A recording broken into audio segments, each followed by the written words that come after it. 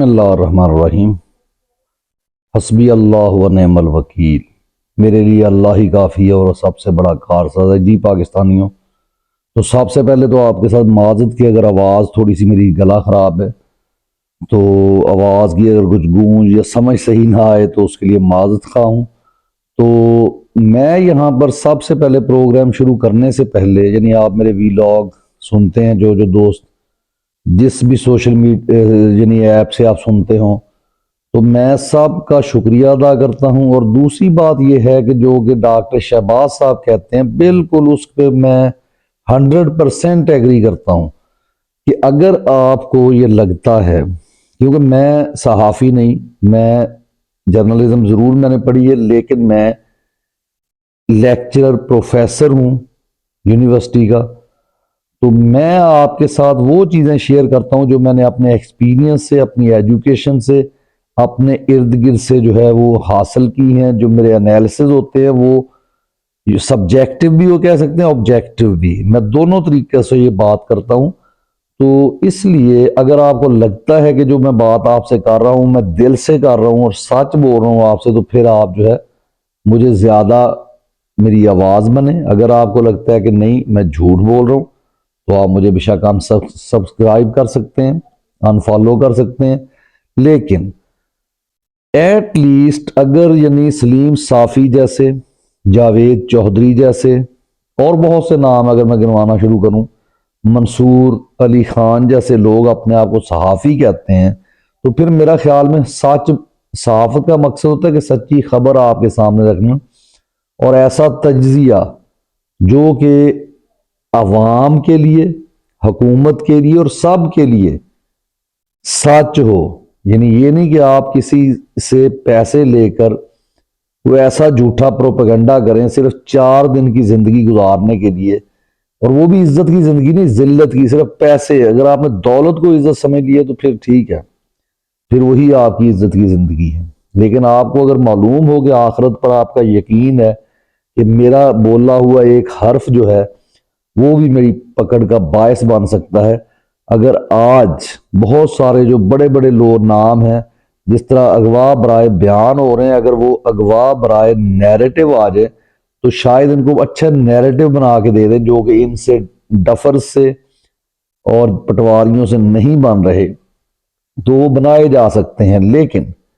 اس کا بھی کیونکہ قوم کو شعور آ چکا ہے، اور جب شعور کا، جیسے عمران خان صاحب نے کہا تھا نا کہ جن بوتل سے باہر آ گیا تو اس کو دوبارہ بوتل میں قید نہیں کیا جا سکتا، آپ جو مرضی کر لیں۔ تو سب سے جو اہم خبر آپ کو دینے جا رہا ہوں وہ یہ ہے کہ جناب ہمارے chief of army staff Asim Munir صاحب جو ہیں، انہوں نے ایک سٹوڈنٹس یعنی مختلف یونیورسٹی سے بلائے اور اس پروگرام کو خفیہ رکھا گیا۔ یعنی اس کا مطلب ہے کہ حقیقت سب کو پتہ ہے، اس کو خفیہ رکھا گیا، اس کی کوئی چیز باہر نہیں آنے دی گئی۔ لیکن اس کے باوجود بہت باوسوگ صحافیوں نے جنہوں نے بات کی، تو وہاں پہ ایک سوال اٹھایا گیا، کیونکہ وہاں پہ تمام لوگ کہہ رہے تھے کہ عمران خان جو ہے، ہم عمران خان کی فیور میں ہیں، عمران خان نے یہاں پہ حکومت صحیح کی ہے۔ تو ایک تو انہوں نے کہا کہ عمران خان نے کوئی ہاسپٹل کیوں نہیں بنایا، اور دوسرا ایک ان کا بیان جو تھا، یعنی یہ ایسا بیان تھا کہ جس کو دیکھ کے ہر ذی شعور شخص بلکہ پاکستان کا عام شہری بھی سوال اٹھا دے گا کہ یہ کیسی بات کی ہے۔ تو اس پہ حیرت کی کوئی بات نہیں، اس کا میں آگے جواب دیتا ہوں۔ اور دوسرا سوال انہوں نے کیا کہ ہم جمہوریت کو اس لیے نہیں چلنے دیتے کہ جب کوئی حکومت 5 سال کے لیے آتی ہے، وہ سوال کیا گیا کہ آپ 5 سال تک حکومت کو کیوں نہیں چلنے دیتے؟ تو اس کا جواب یہ آیا کہ ہمیں جب پتہ چلتا ہے کہ یہ ملک کو توڑنے کی طرف جا رہے ہیں، ملک کا نقصان کر رہے ہیں، تو ہمیں جو ہے وہ درمیان میں آنا پڑتا ہے، کودنا پڑتا ہے، جمپ لگانا پڑتی ہے۔ تو جناب بڑی عزت کے ساتھ ہم اپنے چیف آف آرمی سٹاف کو یہ بتانا چاہتے ہیں کہ آپ کا قصور نہیں ہے، آپ تو ایک لڑی ہے، وہ جو انہیریٹڈ لڑی ہے نا، یعنی آگے سے آگے آپ چلتے ہیں۔ تو سب سے پہلی جو ایکسٹینشن لی تھی وہ ایوب خان صاحب نے لی تھی، ان کو کس نے دلوائی یہ بھی آپ کو پتا ہوگا، کچھ اگر سٹڈیز کریں۔ آپ کے ساتھ جو لوگ بیٹھتے ہیں، جو آپ کے مشیر ہیں، جو آپ کو غلط ایڈوائز کرتے ہیں، تو بہتر ضروری نہیں ہے کہ آپ کا ایڈوائزر جو ہے وہ آرمڈ فورسز سے ہو۔ آپ پڑھے لکھے لوگ جن کو آپ یعنی بلڈی سویلین کہتے ہیں، ان میں سے کسی شخص کو لے لیں، وہ پڑھے لکھے لوگ ہیں، تو یہ ایف اے پاس آپ کو کیا ایڈوائز دیں گے؟ یہ تو وہی بتائیں گے کہ ہاں جی آپ افسر ہیں جی، حالانکہ ہمارے قائد نے کہا تھا کہ you are the servant of the nation, اور یہاں بتایا جاتا ہے کہ یو آر آفیسر،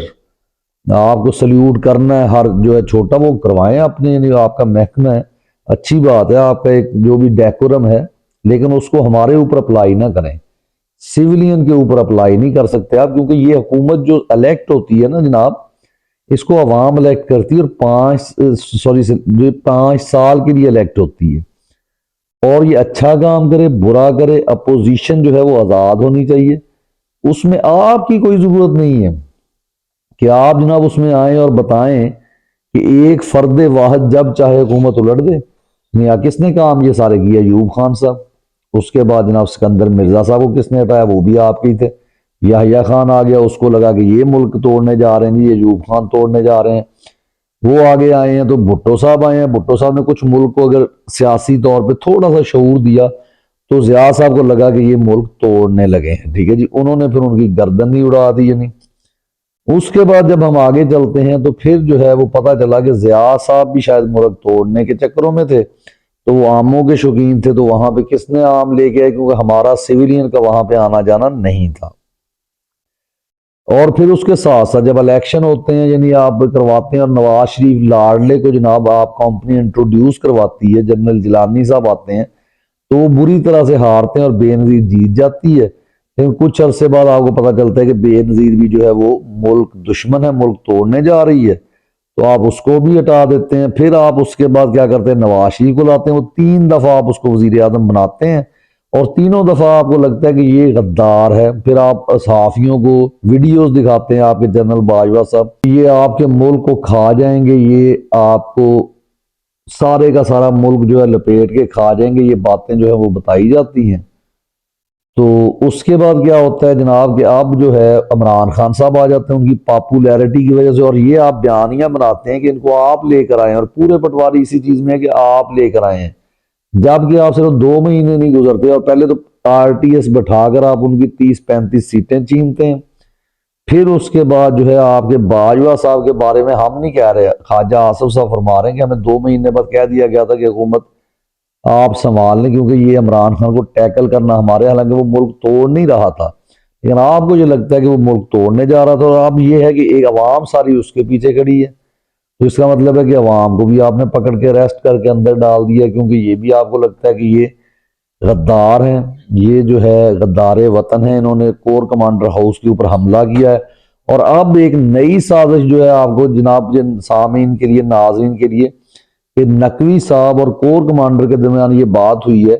کہ جو چھاؤنیاں ہیں، کنٹونمنٹ ہیں، ان کے اندر جو ہے سیولین کا جانا ممنوع ہوگا، خاص کر سیاسی سرگرمیوں کے لیے۔ تو جناب آپ کی چوکیاں وہ شہر سے باہر تو ہیں نہیں جیسے ملکوں میں، دوسرے ملکوں میں ہوتی ہیں، آپ تو پورش ایریا میں آپ نے جگہ لی ہوئی، لاہور میں تو آپ واگا بارڈر سے لے لیں اور آگے کینال روڈ، اور پھر اس کے بعد آپ ادھر فورٹریس کی طرف چلے جائیں، تو یہ تو اس کا مطلب ہے کہ سمپل سی بات ہے کہ آپ چاہتے ہیں کہ لاہور میں کمپین جو ہے وہ ہو ہی نہ، تو پی ٹی آئی کو تو اس کی ضرورت ہی نہیں ہے۔ اگر آپ سمپلی یہ سمجھ جائیں، اپنی اوقات میں آ جائیں، تو پھر جو ہے وہ اس چیز کو مد نظر رکھنا کہ یہ کون ایسے کرے گا۔ آپ نے جناب اتنے ایکسپیریمنٹ کر لیے، کبھی اس کو غدار، کبھی اس کو، وہ ملک توڑنے لگا، 4 دفعہ آپ اس کو لا چکے ہیں، تو آپ اس طرح کیوں نہیں کرتے کہ آپ ایک دفعہ اپنے آپ کو اس سے نکال لیں، آپ ملک کو چلنے دیں۔ عوام جو ہے وہ باشعور ہے، عوام تو یہاں تک اب کہنے کے لیے تیار ہے کہ آپ ڈیفینس جو آپ نے ہمیں ایک لگائے رکھا کہ آپ اس لیے سکون کی نیند سوتے ہیں کیونکہ یہ جو ہمارے لوگ ہیں یہ جاگتے ہیں، ہمیں اب پتہ چلا کہ یہ جاگتے ہوئے وہ ہمارے ساتھ کر گئے کہ ہم سوئے ہوئے ان کو سمجھ ہی نہیں آئی، اور جب ہمیں جس شخص نے جگایا اس وقت تک بہت وقت گزر چکا تھا، لیکن ابھی بھی ٹائم نہیں گزرا۔ اگر آپ ایک محب وطن پاکستانی ہیں آپ لوگ، تو آپ اپنی ذمہ داریاں سنبھالیں، اور اداروں کی جو ہے وہ عزت نہیں ہوا کرتی، اداروں کی ذمہ داریاں ہوتی ہیں، یہ قائد اعظم نے فرمایا تھا، اور یہ بھی ڈھونڈیں کہ قائد اعظم کو ایوب خان نے کیوں جو ہے ایسی ایمبولینس دی کہ جو خراب ہو گئی، اور وہاں پہ کیوں ڈاکٹرز نہیں پہنچ پائے، اور لیاقت علی خان کو کس نے شہید کروایا۔ اگلے ویلاگ کے لیے اجازت دیجیے۔ پاکستان زندہ باد۔